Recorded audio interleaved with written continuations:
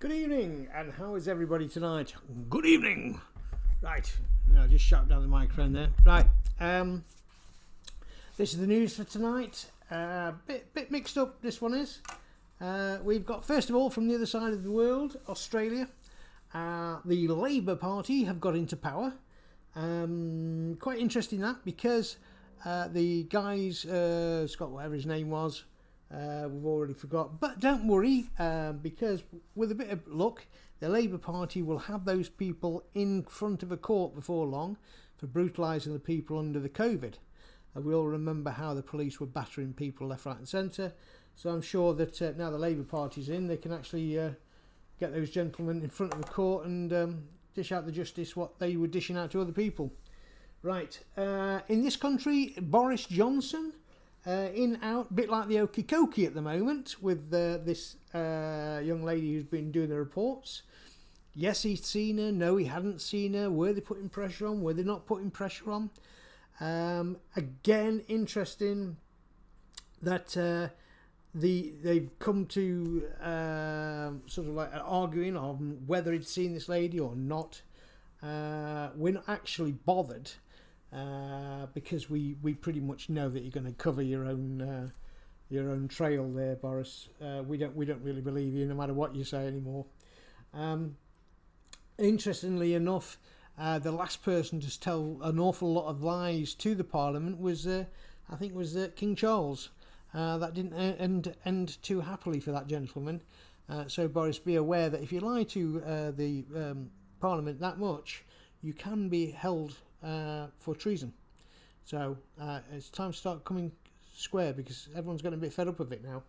Right, Rwanda, the Bleeding Heart Society, again trying to stop the Rwanda, saying it's not going to work and whatever.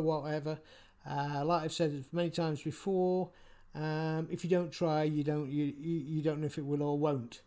And those people who are whinging and whining, to be quite honest, are you going to whinge and whine when we have another 30 or 40 people drowning at sea?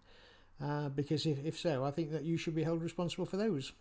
So just let's get on with it and get them out there and sort out who's who and who's not. Right, moving on. Another imported problem we have, not just us, I think another 4 countries have got it. Monkeypox. It's not a martial arts film or anything like that. It's actually a big deal that's been made out of something that isn't big. Okay, monkeypox, I'll give you a quick rundown. It's originated in Nigeria. It's found mainly in cattle, but it can jump species, and it has on this occasion. It is not deadly. It is not deadly to humans. It is similar to smallpox. Now, smallpox, I'm going to give you a quick rundown. Smallpox came to this country. It was horrendous. And the entire world decided to get rid of it, so they basically stuck the needle in everybody, and that was the end of smallpox. I think it's only in small batches now that we ever get them. 1 or 2 may turn up now and again. The last one, I think, was in India a long time ago. But monkeypox is like a variant of it. So you're going to feel ill for about 2 weeks if you get it. At the moment, strangely, it seems to be passing between... I've got to be careful what I say here. I don't know why, but... gentlemen who like to have sex with gentlemen. Apparently it's floating around in that area. Strange how to describe it then, but yes. So, as I say, it's lots of lesions and everything. You can find it on the information if you are worried about it. But as I say, it is not deadly. It is not a COVID problem, although they're making it out to be.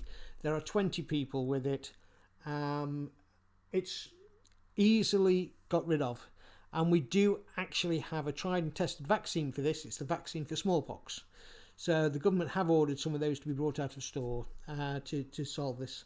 So there isn't a problem. If you milk cattle, believe it or not, you won't get it anyway, because with it being smallpox, they used to have, I think it was cowpox, and milking maidens got over it very quickly or were immune to it. Hence we found the actual vaccine for smallpox by that. So that's the monkeypox. There is another one going around at the moment as well, that's affecting the ladies particularly, and this is camel toe. Now camel toe's been around for a while. It's normally on a Saturday night that you would get this, and normally it happens in pubs and clubs. So if you see a lady that you think may have camel toe, if you'd like to just go up and just ask her to adjust herself, it's all very quickly sorted out indeed. Right, moving on, for our final one, UAPs. Yes, we're back in. It's still going on in America with the unknown aerial phenomenon. More pictures have come out, more pictures have surfaced. So what is a final thought for the evening is, what is this all about? Why so many pictures are being released? Why so much information? If we go back a couple of years, we actually find that the Vatican were going to release their information, and then the UK were going to release their information, and then the Americans, they've released their information. So everyone's giving out all this information.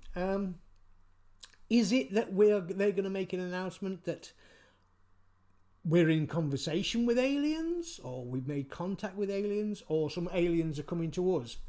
I think there's something behind it. I don't know. I'm going to hedge my bet, and I think they're going to say that they're probably actually talking to aliens. So that's just my guess. So for those people in the Flat Earth Society, you're